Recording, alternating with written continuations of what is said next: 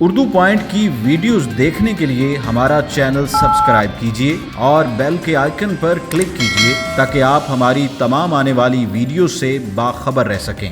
तमाम देखने वालों को उर्दू पॉइंट में खुशामदीद। आज की इस वीडियो में मेरे पास है Vivo V17 और मैं आपको इस फ़ोन की तमाम तर डिटेल स्पेसिफिकेशंस बताऊंगी और बताऊंगी कि इस फ़ोन के वो कौन से फीचर्स हैं जो सबको बेहद पसंद आने वाले हैं। फ़ोन का डिस्प्ले कैसा है, फ़ोन के कैमरास कैसे हैं, फ़ोन के कैमरास का रिजल्ट कैसा है, कौन कौन से शूटिंग मोड्स हैं, इसके अलावा फ़ोन के बाकी फीचर्स कौन कौन से हैं, ये सब जानने के लिए, इनका डेमो देखने के लिए हमारी इस वीडियो के साथ जुड़े रहिए।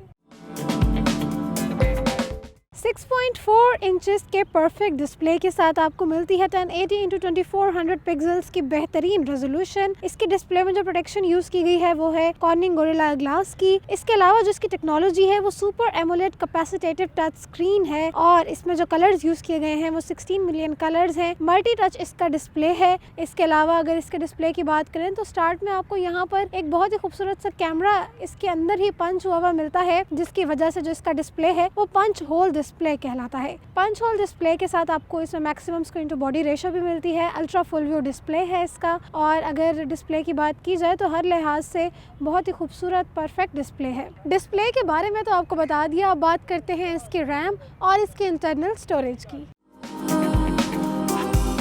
सबसे पहले रैम की बात करते हैं तो इस फ़ोन में आपको 8 GB की रैम मिलती है, जो कि यकीनन एक बड़ी कैपेसिटी है। इसके अलावा इसके इंटरनल स्टोरेज की बात की जाए तो इस फ़ोन में आपको 256 GB तक की इंटरनल स्टोरेज मिलती है, लेकिन इसके बावजूद आप इसमें SD कार्ड इंसर्ट करके अपनी स्टोरेज को भी एनहांस कर सकते हैं।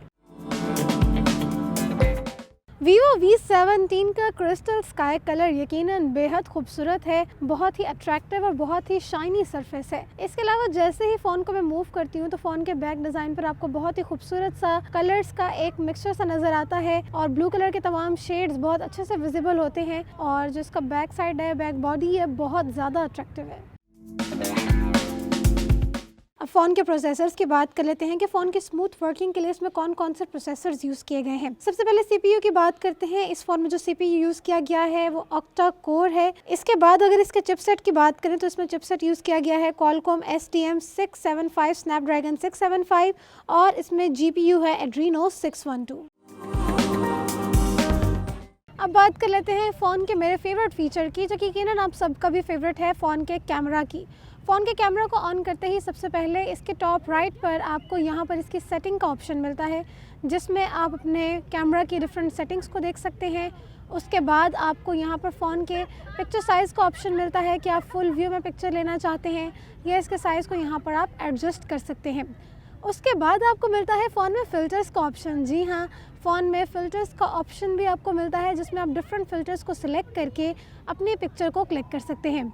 फ़िल्टर्स के बाद HDR का ऑप्शन आता है और उसके बाद फ़ोन की फ्लैश लाइट आती है। ये तो हो गए यहाँ के तमाम फीचर। और अगर नीचे वाली जगह पे आप देखें तो यहाँ पर सबसे पहले आपको नाइट मोड मिलता है। इसका नाइट मोड बेहद ज़बरदस्त है और कम लाइट में भी बहुत अच्छे पिक्चर को कैप्चर करता है। उसके बाद आपको पोर्ट्रेट मोड मिलता है, जिसमें आपके ऑब्जेक्ट को फोकस किया जाता है, मज़ीद एनहांस किया जाता है और बैकग्राउंड ब्लर हो जाता है। उसके बाद आपको इसका नॉर्मल फ़ोटो मोड मिलता है, वीडियो मोड मिलता है। उसके बाद एंड पे आपको मोर का ऑप्शन मिलता है, जिसमें आप 48 मेगापिक्सल में स्पेसिफाइड पिक्चर क्लिक कर सकते हैं। पैनो मोड आपको मिलता है, लाइव फ़ोटो का मोड मिलता है, स्लोमो मिलता है, टाइम लैप्स मिलता है, प्रो मोड मिलता है, AR स्टिकर का मोड मिलता है, जो भी इमेज रिकॉग्नाइजर और डॉक्यूमेंट पिक्चर की क्लिक करने का ऑप्शन मिलता है। इन तमाम मोड्स को मैं आपको यूज़ करके भी दिखाऊंगी, लेकिन यहाँ पर अभी आप देख सकते हैं कि जो इसका फ़ोटो मोड अब आप ऑन करते हैं तो फ़ोन चूँकि AI कैमराज़ हैं, आर्टिफिशियल इंटेलिजेंस के कैपेबल हैं, यहाँ पर आपको फ़ोन आपको बता देता है कि ये एक फ्लावर है। इस तरह से आप किसी भी और इमेज के पास इसको लेकर जाएंगे तो वो उस इमेज को भी बआसानी रिकॉग्नाइज कर लेगा। उसके अलावा अगर आप यहाँ से जूमिंग को एडजस्ट करना चाहते हैं तो आप 2 टाइम जूम और उसके बाद 1 टाइम जूम को यहाँ से एडजस्ट कर सकते हैं। इसके अलावा मज़ीद भी आपको ऑप्शंस मिलते हैं शूटिंग मोड्स के। बहुत ही वैरायटी है इसके कैमरा में। अल्ट्रा वाइड एंगल आपको मिलता है। अल्ट्रा वाइड एंगल में आप पिक्चर क्लिक कर सकते हैं, जिसमें आप देख सकते हैं कि कितनी सारी जगह आपके फ़ोन में ऑक्यूपाई हो जाती है। उसके बाद आपको बूके मोड मिलता है, जिसमें आपका बैकग्राउंड ब्लर हो जाता है और ऑब्जेक्ट को फोकस किया जाता है। और तीसरा आपको सुपर मैक्रो मोड मिलता है, जिसमें आप एक स्पेसिफिक डिस्टेंस से बहुत ही क्लियर पिक्चर को कैप्चर कर सकते हैं।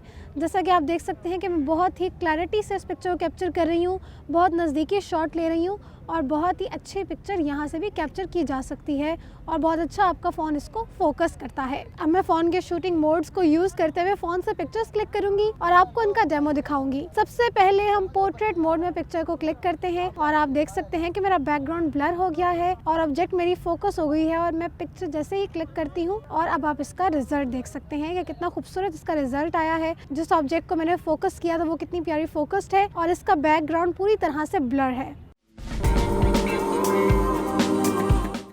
पोर्ट्रेट के बाद अब चलते हैं फोटो मोड की तरफ। फोटो मोड में मैंने अपने ऑब्जेक्ट को सिलेक्ट कर लिया है और ये मैं देख सकते हैं कि कितनी अच्छी इसकी कलर कैप्चरिंग है, कितने एनहांस्ड कलर आ रहे हैं और इस फोटो मोड में मैं अपने इमेज को कैप्चर कर लेती हूँ और अब इसका रिजल्ट देख लेते हैं।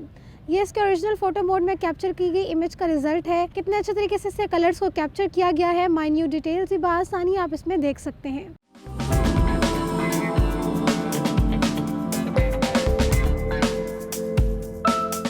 अब चलते हैं मोर के ऑप्शन में और 48 मेगापिक्सल के कैमरे से पिक्चर क्लिक करते हैं और यहाँ पे मैंने अपने ऑब्जेक्ट को सिलेक्ट किया हुआ है। इसको मैं एक दफ़ा फोकस कर लेती हूँ और अब यहाँ पे पिक्चर को क्लिक करते हैं।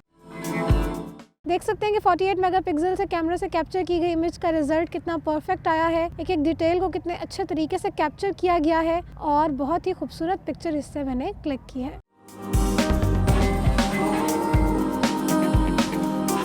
अब चलते हैं और इसका पैनो मोड देख लेते हैं। पैनो मोड से मैं पिक्चर को क्लिक करूंगी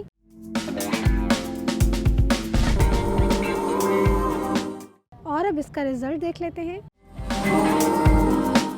देख सकते हैं कितनी क्लियर और कितनी परफेक्ट इमेज कैप्चर हुई है। हालांकि मैं फ़ोन को मुसलसल मूव भी कर रही थी लेकिन उसके बावजूद आप देख सकते हैं कैमरे की स्टेबिलिटी कितनी शानदार है।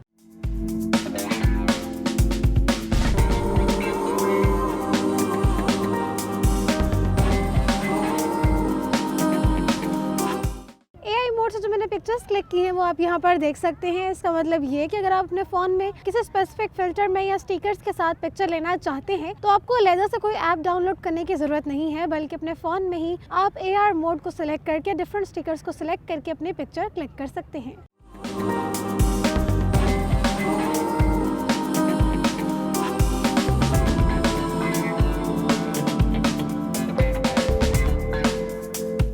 जी, तो फ़ोन से बनाए गए स्लोमो का रिज़ल्ट आप देख सकते हैं कितना स्मूथ इफ़ेक्ट आता है और कितनी क्लियर इसकी क्वालिटी है।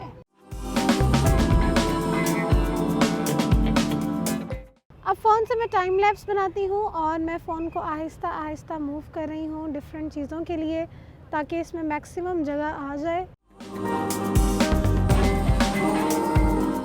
अब अगर आप अपने फ़ोन में वाइड एंगल की पिक्चर को कैप्चर करना चाहते हैं तो दूर जाने के बजाय सिंपली यहाँ से अल्ट्रा वाइड एंगल को सिलेक्ट कीजिए और पूरे एंगल की पिक्चर को कैप्चर कीजिए। अब इसका रिजल्ट चेक कर लेते हैं। वाइड एंगल में पूरे इस एंगल को मेरे फ़ोन ने कवर किया है और कैमरे का रिजल्ट भी आप देख सकते हैं किस कदर शानदार है। अब मैं चाहती हूँ कि मेरा बैकग्राउंड ब्लर हो जाए तो मैं बुके मोड को सिलेक्ट करूँगी और बुके मोड में अपने ऑब्जेक्ट को सिलेक्ट करके पिक्चर को क्लिक करूँगी। बुके मोड का रिज़ल्ट देख लेते हैं तो आप देख सकते हैं किस कदर शानदार और अच्छा रिज़ल्ट आया है। बुके मोड का कलर कैप्चरिंग भी उतनी ही अच्छी है। ऑब्जेक्ट को कितने अच्छे तरीके से फोकस किया है कि तमाम तर माइन्यूट डिटेल्स भी आपको नज़र आ रही हैं और जैसे ही ऑब्जेक्ट एंड होती है तो यहाँ पर सारा बैकग्राउंड ब्लर हो जाता है। तो बुके मोड भी इसका यकीनन ज़बरदस्त।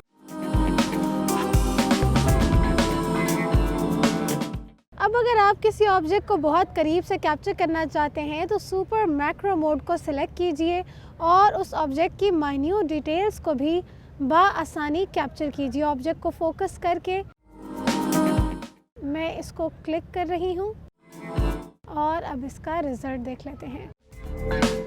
आप देख सकते हैं किस कदर शानदार कैप्चरिंग हुई है, कलर्स कितने अच्छे तरीके से कैप्चर किए गए हैं और रिज़ल्ट भी कितना अच्छा है। फ़ोन के बैक कैमरा की वीडियो क्वालिटी चेक कर लेते हैं कि इसकी रेजोल्यूशन कैसी है, क्लैरिटी कैसी है और फ़ोन को जब मूव करते हुए वीडियो आप कैप्चर करते हैं तो कैसा रिजल्ट आता है। अभी तक तो मुझे फ़ोन के बैक कैमरा से बनाई गई वीडियो की क्वालिटी और स्टेबिलिटी बहुत अच्छी लग रही है और बहुत अच्छी वीडियो से कैप्चर की जा रही है। फ़ोन को मैं मूव कर रही हूँ, कहीं से भी वीडियो ब्लर नहीं हो रही और फोकस आउट नहीं हो रहा। मेरे ख्याल से बहुत अच्छी वीडियो क्वालिटी है। बीच में मैं इसको 1x जूम भी कर लेती हूँ और 1x जूम के साथ भी आप देख सकते हैं कि बहुत ही अच्छी इसकी वीडियो क्वालिटी है। फ़ोन के फ्रंट कैमरा से कैप्चर की गई अब सेल्फी देख लेते हैं और मैं पहले नॉर्मल फ़ोटो मोड में सेल्फी लेती हूँ।